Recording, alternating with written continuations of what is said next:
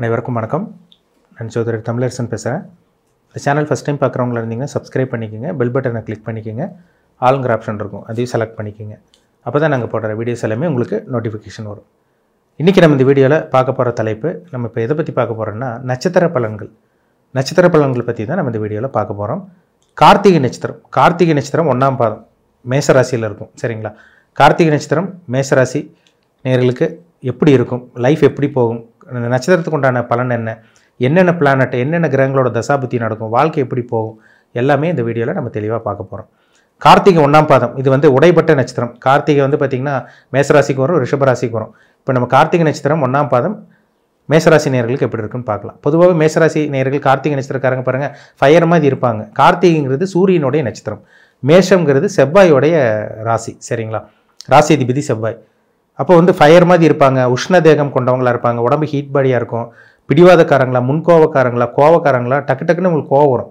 ஆனால் அன்பு பாசத்துக்கு கட்டுப்பட்டவங்களாக இருப்பாங்க. இறக்க குணமும் உங்களுக்கு அதிகமாக இருக்கும். எதாக இருந்தாலும் நம்ம தான் இருக்கும், நம்பர் 1ஆக இருக்கணும், தலைமை தாங்குகிற பதவி, இந்த தலைமை பண்பு கொண்டவங்களாக தான் இருப்பாங்க இந்த கார்த்திகை நட்சத்திரக்காரங்க.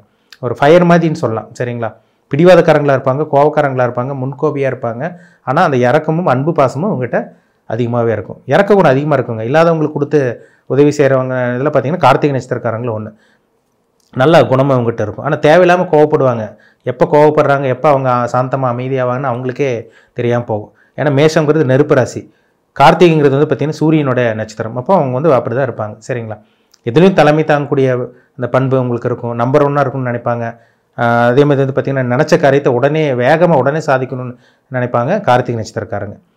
கார்த்திகை நட்சத்திரம் 1ஆம் பாதத்தில் பிறந்தவங்களுக்கு பிறக்கும் போது சூரிய தசை 6 வருஷம், சூரிய தசை 6 வருஷம் வந்துடும் உங்களுக்கு. 5-6 வருஷம் பக்கம் வந்துடும். ஆரம்ப பகுதியில் பிறந்தவங்களுக்கு கண்டிப்பாக உங்களுக்கு 5-6 வருஷமெல்லாம் வந்துடும் உங்களுக்கு. சரிங்களா?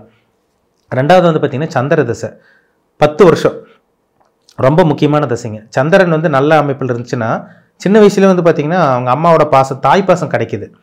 சந்திர தசை நல்லா இருக்கிறவங்களுக்கு சின்ன வயசுலேயே பார்த்திங்கன்னா குருவோட சேர்ந்து சுக்கிரனோட தொடர்பு, சந்திரன் கெட்டு போகாமல் பாவகிரகத்தோடு சேராமல் இருந்துச்சுன்னா சந்திர தசை நல்லா இருக்குங்க. சின்ன வயசுலேயே தாய் பாசம் கிடச்சிருது.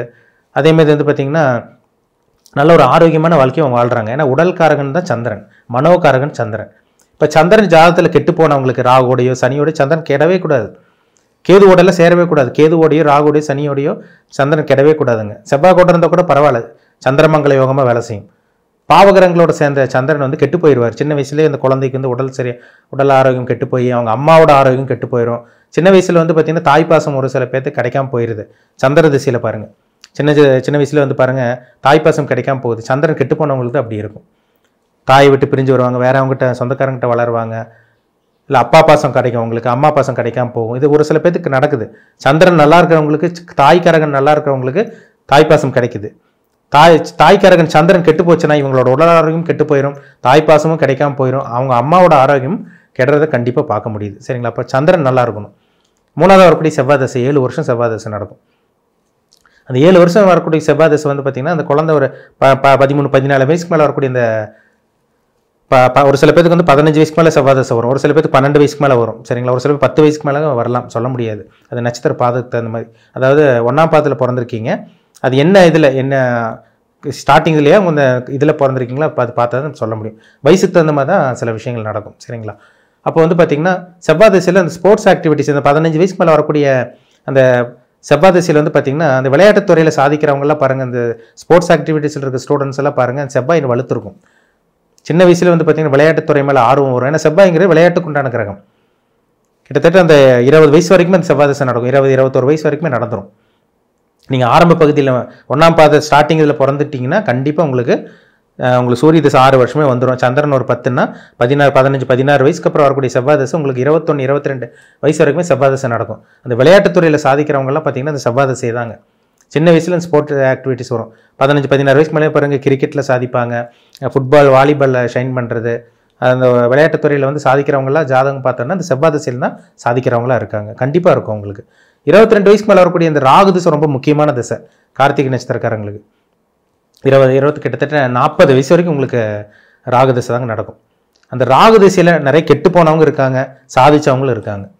ராகு நல்ல ஒரு இடத்துல நல்ல ஸ்தானத்தில் இருந்துட்டாருன்னா அந்த 20 வயசுக்கு மேலே பார்த்திங்கன்னா ஒரு நல்ல ஒரு வழியில் பார்த்திங்கன்னா வாழ்க்கை போயிடுது. ராகு பாவகிரக சம்மந்தப்பட்டு உங்களுக்கு சனியோட சம்மந்தப்பட்டு மறைவுஸ்தானத்துக்குலாம் போயிட்டாருன்னா, ராகு கெட்டு போயிட்டாருன்னா, சின்ன வயசுல கிட்டத்தட்ட 20 வயசுக்கு மேலேருந்து 40 வயசு வரைக்குமே வாழ்க்கை அப்படியே வீணாக போகிறது பார்க்க முடியுதுங்க. வாழ்க்கையே உங்களுக்கு ஒஸ்ட்டாக போயிடுது. வாழ்க்கையே எங்களுக்கு எப்போதாங்க சார் நல்லாயிருக்கும் கேட்குறாங்க பார்த்தீங்களா? 20 வயசுலேருந்து 40 வயசு வரைக்கும் நரகமான வாழ்க்கை. தவறான தொடர்புகள், தேவையில்லாத பிரச்சனைகள், வம்பு வழக்கு பிரச்சனைகள், அடிக்கடி விபத்து சந்திக்கிறது, கோர்ட்டு கேஸ் பிரச்சனை போய் மாட்டிக்கிறது, தப்பே செய்யாமல் தண்டனை அனுபவிக்கிறதெல்லாம் பாருங்கள் இந்த ராகு திசையில் தான். ராகு நல்ல கிரகத்தோடு சேர்ந்தால் நல்ல ஒரு வழியில் அப்படியே கொண்டு போகும். ராகு பாவகிரக சம்மந்தப்பட்டுச்சுன்னா தீய வழியில் தவறான பாதையில் கொண்டு போய் விட்டுரும். தீய பழக்க வழக்கங்கள், தவறான தொடர்புகள், தவறான பழக்க வழக்கங்கள், இல்லீகல் கான்டாக்ட் இதெல்லாமே இந்த ராகு திசையில் தான். சட்டத்துக்கு புறம்பான செயல்கள் செய்கிறது எல்லாமே இந்த ராகு திசையில் தாங்க நடக்கும். ராகு திசையில் பாருங்கள் தேவையில்லாத பழக்க வழக்கங்கள்லாம் வரும். கார்த்திகை நட்சத்திரக்காரங்களுக்கு அந்த அனுபவம் இருக்கும். மேஷராசி கார்த்திகை நட்சத்திரத்தை பிறந்தவங்களுக்கு அந்த 20-21 வயசுக்கு மேலே வரக்கூடிய அந்த ராகு திசை கண்டிப்பாக ஒரு சில பேருக்கு நடந்துட்டு இருக்கும். 40 வயசுக்கு முடிஞ்சவங்களுக்கு கேட்டிங்கன்னா சொல்லுவாங்க ராகு திசை எப்படி இருந்ததுன்னு சொல்லுவாங்க. தவறான பழக்க வழக்கங்கள், தேவையில்லாத பிரச்சனைகள் அத்தனையுமே இந்த ராகு திசையில் கொண்டு வந்து இழுக்க வச்சிடும். சரிங்களா? இப்போ ராகு திசையில் கவனமாக இருக்கிறது ரொம்ப ரொம்ப ரொம்ப நல்லது. சரிங்களா? பார்த்துருங்க. ராகு திசையில் தேவையில்லாத பிரச்சனைகள் வரும். நடந்துட்டு இருக்க உங்கள் தனிப்பட்ட ஜாதகத்தில் ராகு எப்படி இருக்காரு, நல்லாமல் எப்படி இருக்காரா, கெட்டு போயிருக்காரான்னு பார்த்து தெளிவாக தெரிஞ்சுக்குங்க. அடுத்து குரு திசை ஒரு 16 வருஷங்க. 40 வயசுக்கு மேலே வரக்கூடிய குரு திசை கிட்டத்தட்ட 55-56 வயசு வரைக்கும் நடக்கும். குரு நல்ல ஒரு இடத்துல, நல்ல ஒரு 1, 5, 9, 2ஆம் இடம், 7ஆம் இடம், 11ஆம் இடத்துலலாம் இருந்தாருன்னா குரு கொட்டி கொடுக்குற குருவா அந்த 40 வயசுக்கு மேலே வரும். 40 வயசுக்கு மேலே ஒரு சில பேர் நல்லா இருக்காங்க பார்த்தீங்களா? நல்ல தங்க நகையெல்லாம் பேங்க்கில் வச்சுருப்பாங்க. நகைகளை வச்சு 40 வயசுக்கு மேலே வந்து பார்த்திங்கன்னா ஆடம்பர வாழ்க்கையை வாழ்வாங்க. அடமான வச்சதெல்லாம் மீட்டெடுத்து நல்ல ஒரு சொகுசான வாழ்க்கை, நல்ல ஒரு காரு, பங்களா, ஒரு நல்ல லைஃப்பில் செட்டில் ஆனவங்க ஜாதகமெல்லாம் பார்க்கும்போது குரு திசையில் தான் செட்டில் ஆகிறாங்க.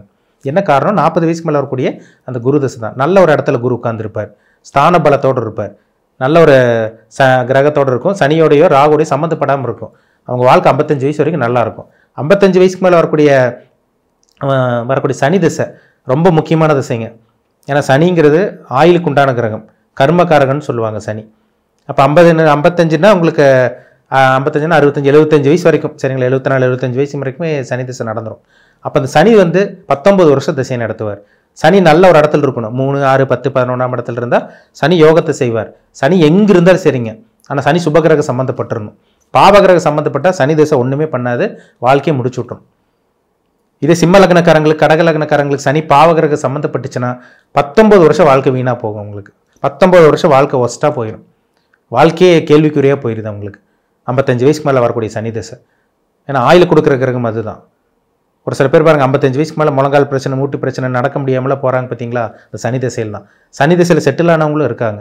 அப்போ சுய ஜாதகத்தில் சனி நல்லா இருக்கணும், குரு நல்லா இருக்கணும். ஏன்னா பெரிய பெரிய திசைகளாக வரும் உங்களுக்கு. ராகு திசை, குரு திசை, சனி திசை எல்லாம் பெரிய பெரிய மகா திசைகளாக வரும்.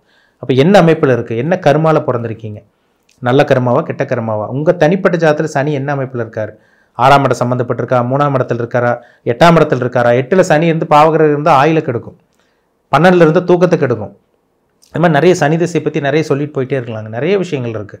அப்போ தனிப்பட்ட ஜாதகத்தில் சனி எப்படி இருக்காரு, குரு எப்படி இருக்காரு, ராகு எப்படி இருக்காரு, உங்கள் வயசு என்ன, இதெல்லாமே தெளிவாக பார்த்து தெரிஞ்சுக்கோங்க. உங்களுக்கு ஒரு ஐடியா கிடச்சிரும் என்ன பண்ணலாம், என்ன பண்ணக்கூடாது. உங்களுக்கு பாசிட்டிவான காலகட்டம், சாதகமான காலகட்டம், பாதகமான காலகட்டம் எப்போ வரும், எல்லாமே உங்களால் தெளிவாக பார்த்து தெரிஞ்சுக்க முடியும். தனிப்பட்ட ஜாதகம் பாருங்கள், ரொம்ப ரொம்ப முக்கியம். மீண்டும் அடுத்த பதிவில் சந்திக்கும் வரை உங்களிடமிருந்து விடைபெறுவது உங்கள் ஜோதிடர் தமிழரசன். இந்த சேனல் பிடிச்சிருந்தா உங்கள் நண்பருக்கு, உறவினருக்கும் ஷேர் பண்ணுங்கள், லைக் பண்ணுங்கள், சப்ஸ்கிரைப் பண்ணுங்கள், பெல் பட்டனை கிளிக் பண்ணிக்கோங்க, ஆளுங்கிற ஆப்ஷன் இருக்கும் அதையும் செலக்ட் பண்ணிக்கோங்க. அப்போ தான் நாங்கள் போடுற பதிவுகள் எல்லாமே உங்களை வந்து சேரும். நன்றி, வணக்கம்.